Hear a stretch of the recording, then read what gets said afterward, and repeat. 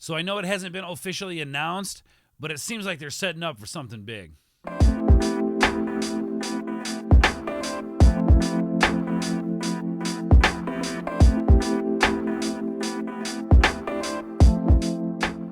What is going on, fellow board members? Welcome to the boardroom. I am Mords. Today we are taking a look at an article from comicbook.com. Spider-Verse movie. Tobey Maguire, Andrew Garfield returning for multiverse story.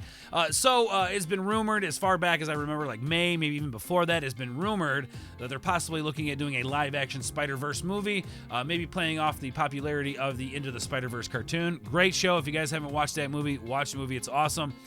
It'll get you hyped for this. Just some of the moves that they're making over at Marvel, it does seem like they are setting up for something nice, especially with the ending of Far From Home, the Spider-Man with Tom Holland, the Tom Holland Spider-Man. So it does seem like they're setting up for something big in the Spider-Verse. Very excited to see what this article has to offer, guys, so let's just get into it. Well, the signs of a live-action Spider-Verse movie continue to pop up. On Thursday, it was reported that Jamie Foxx is going to be reprising his role of Electro, not Elector, comicbook.com, which he played in the Amazing Spider-Man 2 movie in Marvel's studio and Sony's Spider-Man 3, starring Tom Holland and directed by John Watts. You guys have heard the news. Jamie Foxx is coming back to reprise his role. Now, I believe the article does touch base on this. It's going to be probably a different version of Electro. Now, this, of course, comes after Spider-Man Far From Home returned J.K. Simmons to the iconic role of J. Jonah Jameson in a rebooted version of the character existing in the Marvel Cinematic Universe's main canon, but setting the stage for a Spider-Verse story to connect three MCU stories to Sam Raimi's Spider-Man trilogy starring Tobey Maguire. So right there, bringing that character in, saying that this character does exist in the new Spider-Man movies. Very interested to see how they play this out. Fox's Max Dillon is thought to be dead after the events of The Amazing Spider-Man 2. The character likely did get killed off, but an alternative version of the character continues to exist in the Marvel Cinematic Universe, where a similar superpowered destiny might also be waiting for him with a different outcome. Sinister Six, perhaps? Now, this is something that I said that Spider-Man has needed for some time now, is the Sinister Six. As a person of the story arc in the animated, the Sinister Six story arc in the animated show of Spider-Man in the 90s, I would love to see that as an adult in the live-action version of it. So that's just how the multiverse works. You have multiple universes, and in each universe, the same character exists, maybe slightly different, but for the most part, the same person.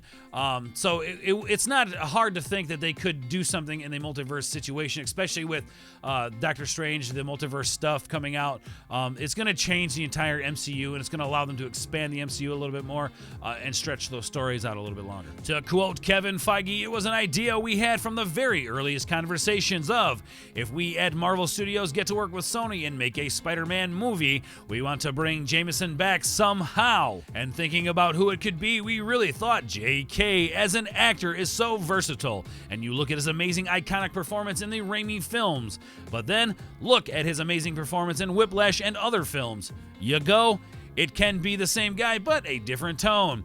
And to tap into some sort of more modern news personalities of today. Now, I don't think that anybody's going to be upset with J.K. Simmons being the same Jonah Jameson. That's what we want. That's J. Jonah. We don't want it any different. I don't think you need to tap into some modern thing. Don't change it.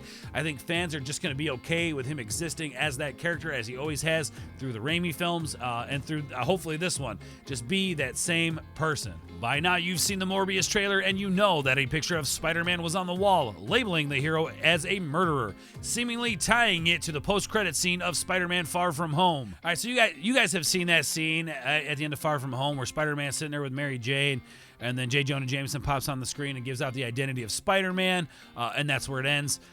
So then when you see that in Morbius, yes, they're tying those together. And of course they would be tied together. If you don't bring Morbius into the Spider-Verse, I don't know what you guys are doing. All right, so something in the article here that you guys might not have known before. You also know that this Spider-Man suit is from Sam Raimi's Spider-Man movies, where Peter Parker is played by Tobey Maguire, but also that it is the suit that it appears in the PlayStation 4 video game. So maybe they are tying tying all the stuff with the video game. Maybe the video game is supposed to represent Tobey Maguire's Spider-Man. Just an interesting side thought. And the author of the article does kind of give an interesting thought here. Tobey Maguire or Andrew Garfield's Peter Parker characters could safely walk around in the MCU's New York City because Mysterio revealed that Tom Holland's version of Peter Parker, you guys know the story, where he reveals his face, he reveals his identity. Now, that's true. So the Andrew Garfield and the Tobey Maguire Spider-Mans could walk around. But I think that's definitely going to play a part in it. I think you're going to see that these Spider-Mans kind of swap out and confuses people a little bit. Now we have more than one Spider-Man, so who's the real Spider-Man?